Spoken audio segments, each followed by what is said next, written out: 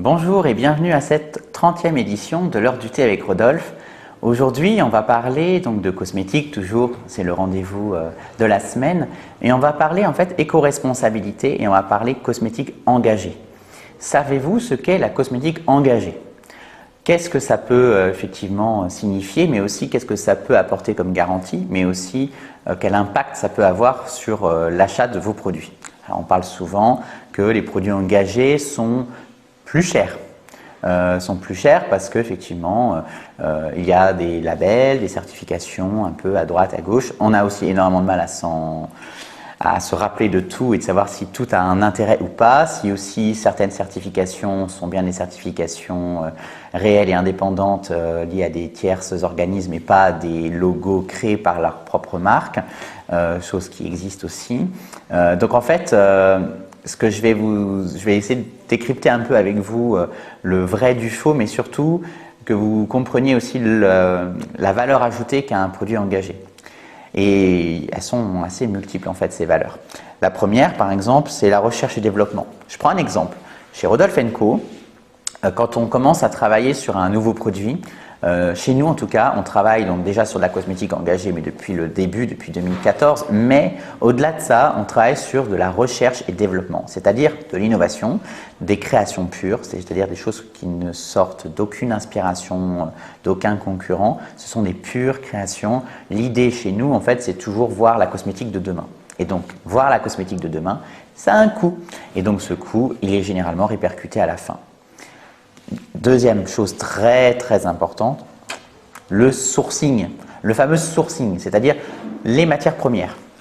Les matières premières, déjà en bio, il faut le savoir, elles sont plus chères. Plus chères pourquoi? Parce qu'il y a plus de pertes lors de son processus d'agriculture et il y a aussi plus de difficultés à venir le récolter. Par exemple, l'usage de certaines machines sont interdites en agriculture bio.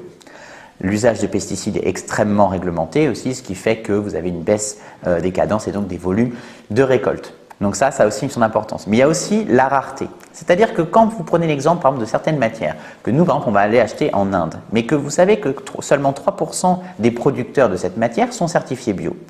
De surcroît, on travaille aussi sur d'autres certifications comme le commerce équitable. Alors là, vous enlevez encore peut-être 1%. Donc quand vous avez que 2 ou 3% des fournisseurs qui se revendiquent vraiment bio avec une vraie cahier des charges et une certification, rareté égale plus cher, égale aussi toute la pénibilité que je vous ai dit sur les matières premières au niveau agricole, et du coup vous avez augmentation du prix. Voilà. Ensuite, il y a aussi les différents besoins des clients, des consommateurs. Par exemple, je prends l'exemple de formules dites sans gluten, qui sont sans produits issus des animaux, donc pour la tendance et la tendance durable des véganes par exemple. Donc du coup, tout ça, ça étudie aussi des niveaux de formules peut-être encore un peu plus élaborés qui endurcissent un peu la recherche et développement, des fois le coût formule aussi, et donc le prix.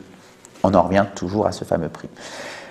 La certification EcoCert ou tout autre organisme de certification a aussi un impact sur le prix puisque un audit est réalisé chaque année et durcit aussi le niveau donc, de certification et de contrôle donc, de ces fameux produits. Donc ça a aussi un impact. Ensuite, quand on veut faire de la cosmétique engagée, engagée, c'est quoi? C'est la formule que vous allez utiliser sur votre peau, vos cheveux, etc.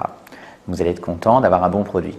Mais si vous mettez ce sublime produit dans un emballage qui n'est pas du tout éco-responsable, qui est issu d'un plastique qui vient de l'autre bout du monde, qui a extrêmement voyagé avec un impact carbone élevé, avec la possibilité qu'il ne soit pas renouvelable, pas ressourçable, clairement c'est un plastique qui va errer un peu comme ça, vous n'allez aussi pas faire un choix écologique.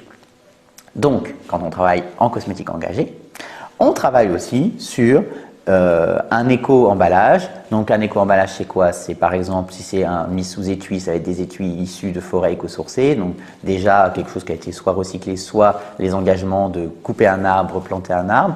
Donc, tout ça, c'est pareil, c'est des engagements. Et du coup, ça fait monter le prix.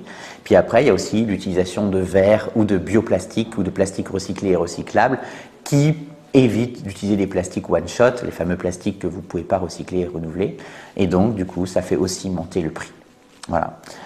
Enfin, c'est pas des moindres. Quand vous avez accumulé tout ça, il y a aussi la marge de l'entreprise, puisqu'il faut que l'entreprise puisse continuer non seulement à vivre, à générer des richesses, et aussi à penser le produit encore de demain, le produit du futur. Donc une fois tout ça bout à bout, vous comprenez bien que la cosmétique réellement engagée a aussi son prix et le prix de sa qualité. Voilà. J'espère que vous avez compris un peu l'univers un peu de ce qu'est la cosmétique engagée sur l'impact que ça peut avoir pour vous consommateurs, consommatrices. J'espère que cette émission vous a plu. Je vous dis à très bientôt pour une nouvelle édition de l'heure du thé avec Rodolphe.